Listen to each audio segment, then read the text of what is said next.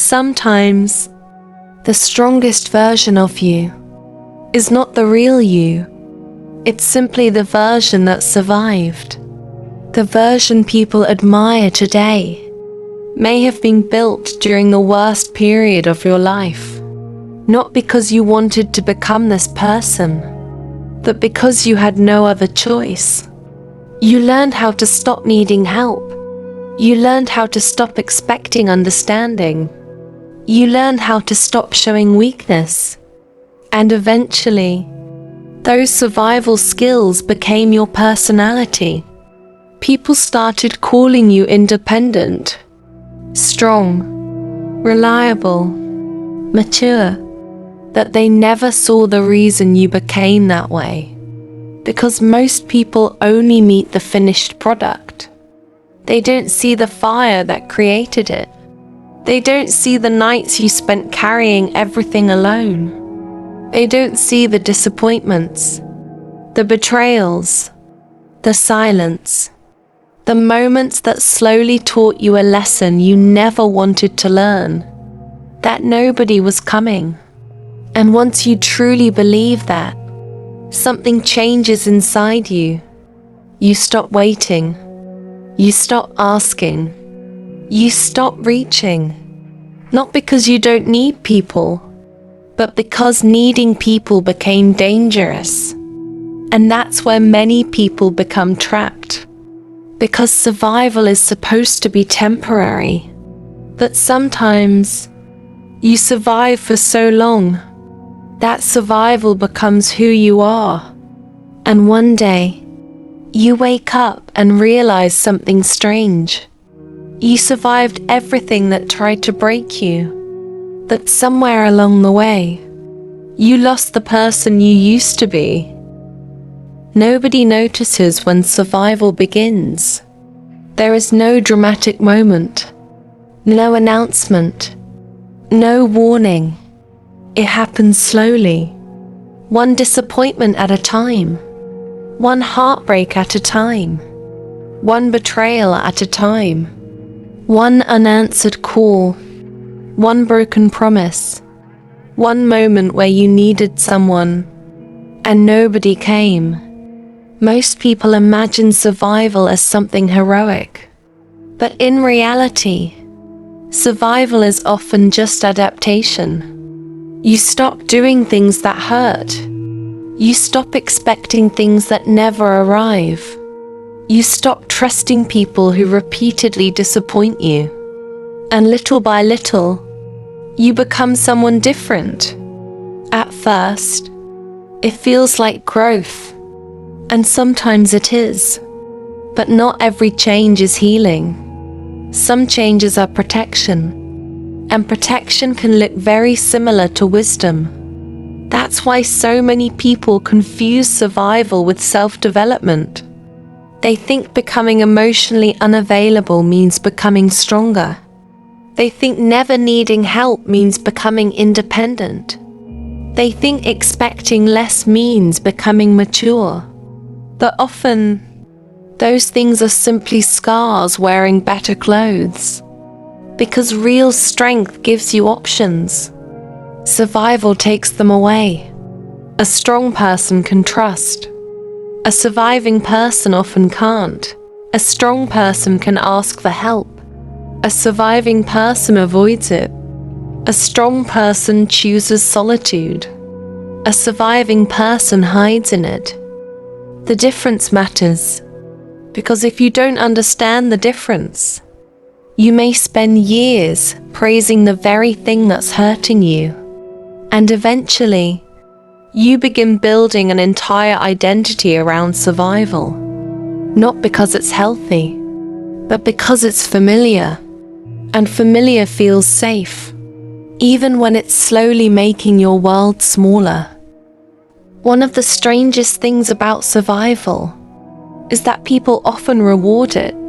They compliment the version of you that was created by pain. They admire your independence. They respect your self-control.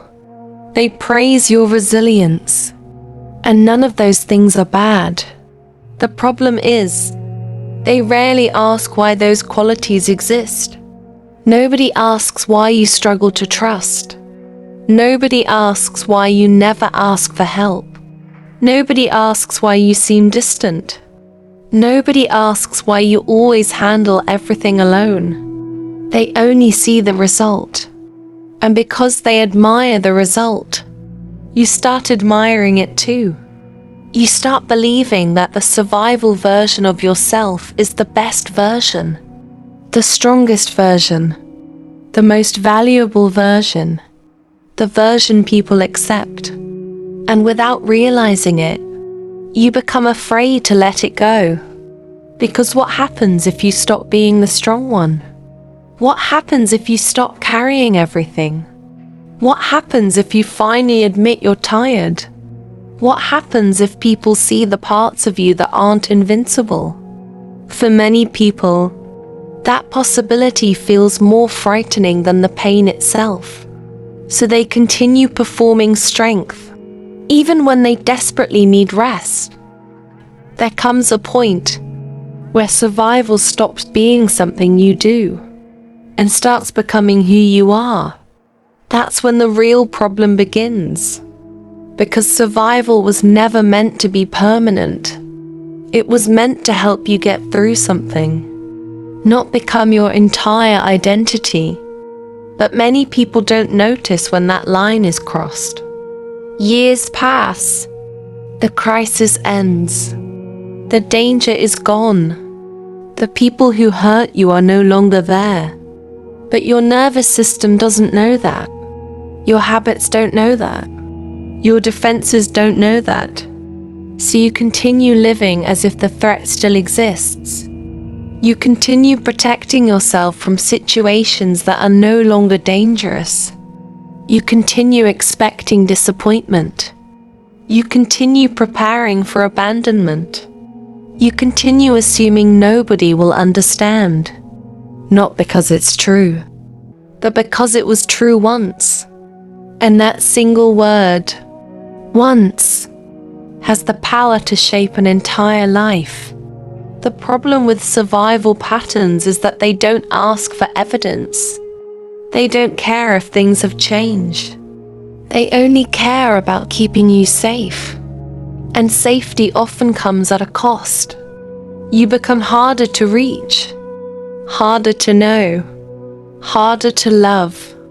Not because you want to be, but because every wall you built for protection eventually became a barrier. And after a while, even you can't remember where the real you ends and the survival version begins.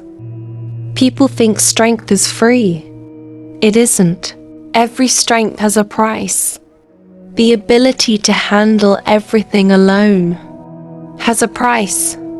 The ability to suppress emotions has a price. The ability to keep moving no matter what has a price. Most people only see the benefit. Very few see the cost.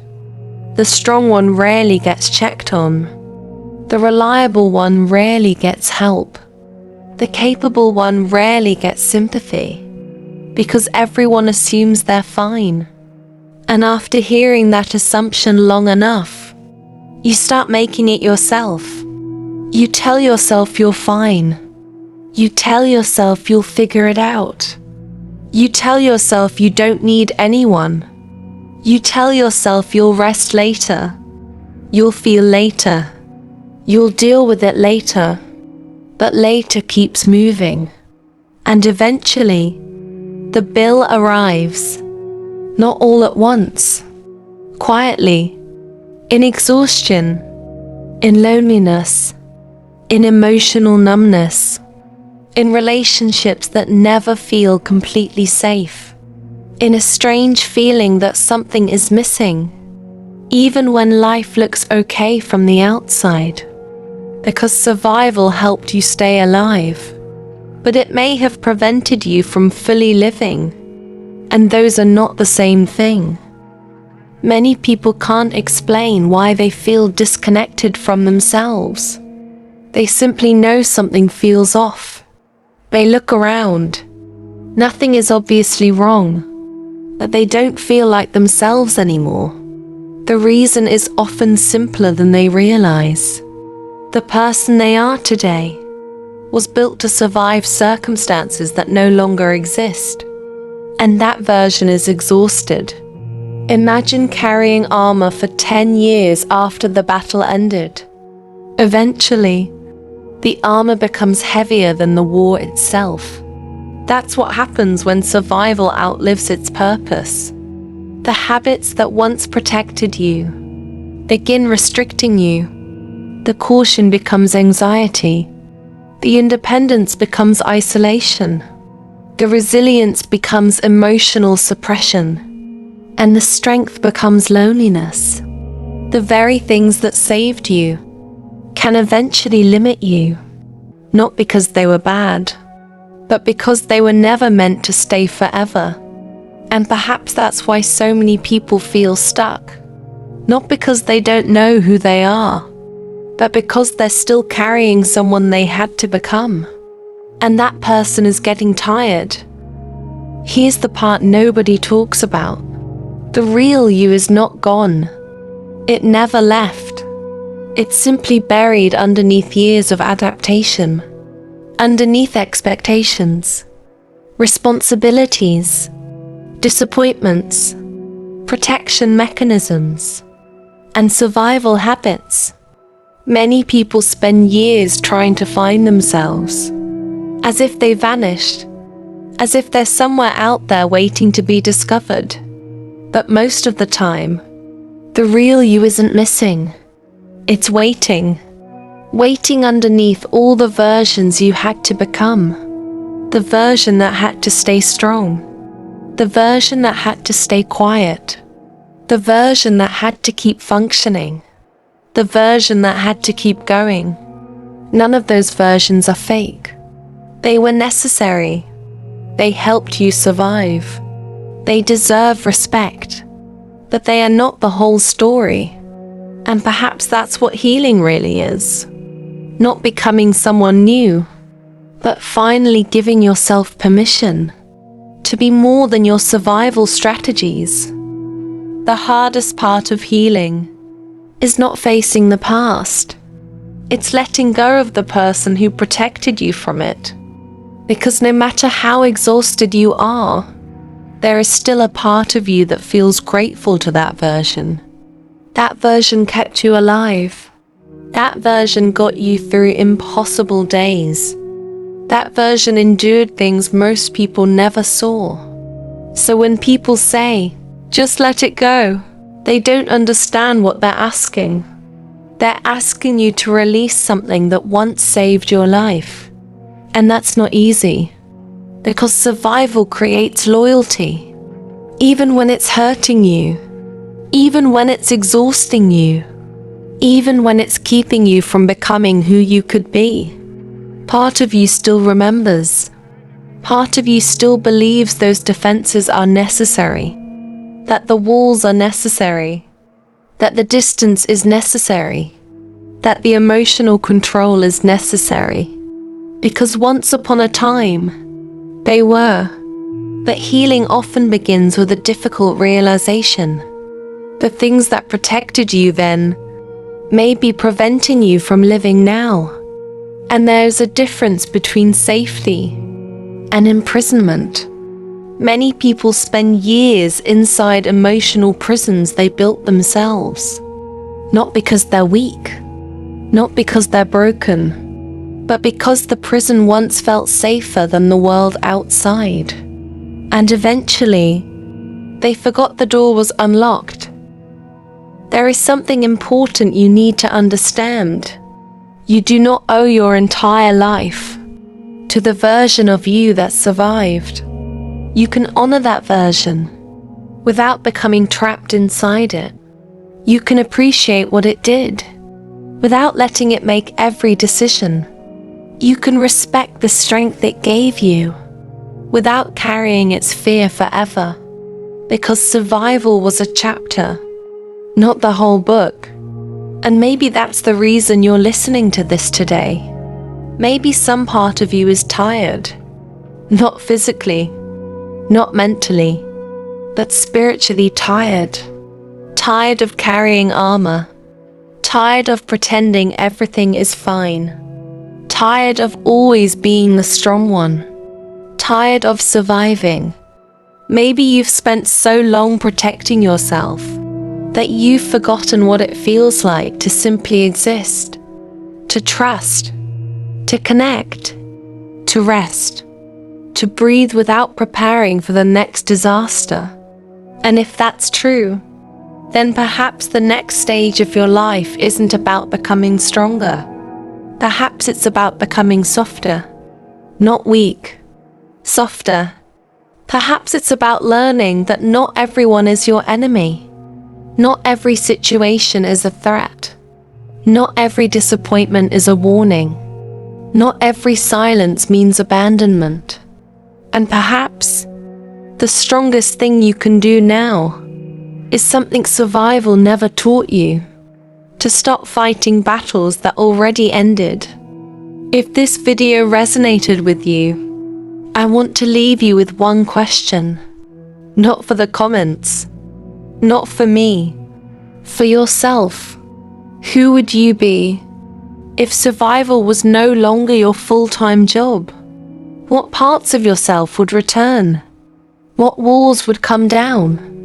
What burdens would become unnecessary?